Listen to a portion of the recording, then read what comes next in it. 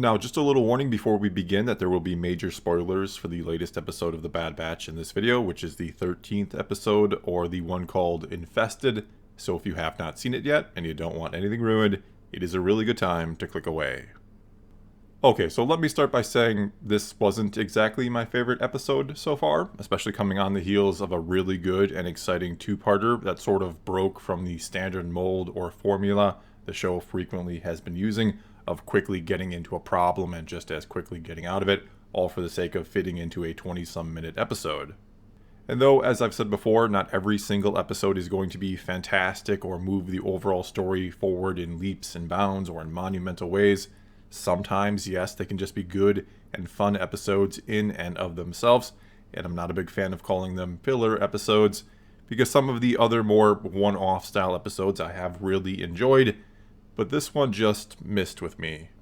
Especially again because of what we just got, and not just because it was a two-parter, which I think really showed the potential of the show, the potential of embracing the multiple episode story arc like Clone Wars did, or even just doing 8 45-minute episodes instead of 16 20-some minute episodes, where you can bring in both already familiar or known characters from elsewhere and tell a worthy story with them, like Cham and Hera Syndulla, for example, but also bring in a new character like Captain Hauser and do something really great with him that you really just couldn't do very well in one 20-some minute episode.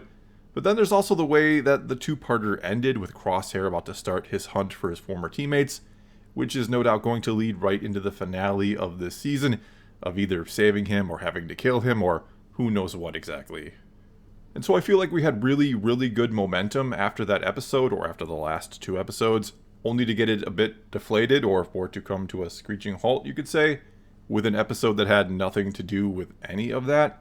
And sure, I guess somewhere down the road, or even in the next couple episodes, Roland, the crime boss in this episode, could come back into the picture and play a part. The way they left each other at the end was rather strange. He just sort of forgave them for almost getting him killed, and he was just like, I'll be going now, and that was it. And because I guess Omega was nice to him, that means he's just going to leave them alone now.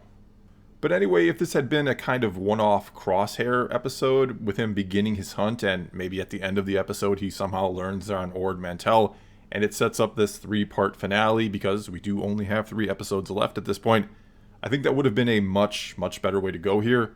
And this was the first episode I kind of found myself checking out of a bit, not because I think it was a terrible episode or anything, but again, I thought we might build off that last episode instead of it having nothing to do with any of that. Well, as far as we know anyway, again, Roland could still play a role, I suppose. And look, I'm not trying to knock the show or turn on it because I wasn't a huge fan of one episode, and it wasn't even that bad of an episode in the grand scheme of things. Again, I'm fine with the fact that not every episode is going to be monumental and huge. Watch the Clone Wars again, not every episode there was fantastic or progressed the story in amazing ways. Not everything has to be all or nothing, and sometimes criticism comes from a place of really wanting to see something improve. Not that I actually think the creators of the show are going to watch my review and say, oh, you're right, Thor, we see the issues and we'll make those changes right away for you. But the thing is, I'm enjoying The Bad Batch quite a bit, more than I thought I would going into it. And I'm a huge, huge fan of Star Wars animation in general. Clone Wars, for example, is some of the best Star Wars anywhere ever, and I think this show has equal potential to that. I almost wish it would be called The Dark Times, stealing that line from Obi-Wan in A New Hope, and it was more anthology style, but yes, it can still be great, mainly following The Bad Batch, and again, it has been really good so far. Most episodes have been really enjoyable. And maybe I'll save more of this talk for a separate video, but the ratings for The Bad Batch have not been terrific, to say the least, and considering the cost of making the show, of doing this level of animation, if it doesn't pull in the numbers on Disney+, it will be cancelled, and it will jeopardize the future of Star Wars animation. So I want to see it be the best it can be for multiple reasons, not just for the sake of this show, but for the sake of getting future shows at this level, or this level of animation quality. But anyway, as I said, maybe I'll talk more about this in a separate video. For now, back to this particular episode where someone, the Deveronian named Roland Durand, has sort of pushed Sid out of the picture and has taken over, and the Bad Batch don't really seem to know what to do or care about doing anything until Omega steps up and says they have to do something. Again, this is not the first time she's done this. And as my wife pointed out after the last couple episodes, Omega has very quickly gone from a child who was awed at the sight of dirt to one who's now planning missions or strategizing and being the moral center or core of the team. Like they're almost becoming too dependent on her to know what to do when she would have far, far less sort of street smarts than the Bad Batch would or should have. Not that they're experts, since before all this, yes, they did just do missions for the Republic. They weren't on their own. But anyway, it felt like early on Omega was learning everything from them. Now she has become their teacher, it seems. And yeah, I do realize, despite appearances, they're probably around the same age. But again, it's the experiences that separate them. And though I think it's great or would work really, really well if they sort of learn from each other to a degree and at times, and for better or worse, depending on how you feel about this show and Omega, the heart and soul of it is the relationship between Omega and her newfound brothers. But it hasn't felt like a two-way street the last few episodes. It feels like, especially in this episode, that they were dumbfounded by everything she said or suggested or did. Even in the end, Hunter's asking Omega, why did you stick up for him? Or why did you try to save Roland? I mean, maybe it's because she didn't want to see him killed because of something they had done. Even though, yes, he tried to screw them over or screw Sid over first. But still, he was about to be killed because of their retaliation to what he had originally done. And maybe oddly enough, a child didn't want to see someone beheaded right in front of her, assuming the Pikes were originally going to kill him and not just cut off a horn, which is what they ultimately did. I don't know what the initial plan was. I don't know if Omega really saved him or if they just went about what they were always going to do. I also felt like this was another episode where Echo was basically non-existent. He's become an echo in the background, to use a really bad analogy. And of all of them, of all the Bad Batch, it really feels like they're struggling the most with him to know what to do with this character, and have forgotten he was once an ARC trooper. And I know he went through some crazy stuff and isn't exactly the same person or the same ARC trooper anymore, but how about an episode about that? One that focuses on him and kind of lets us know what is going on with him in general.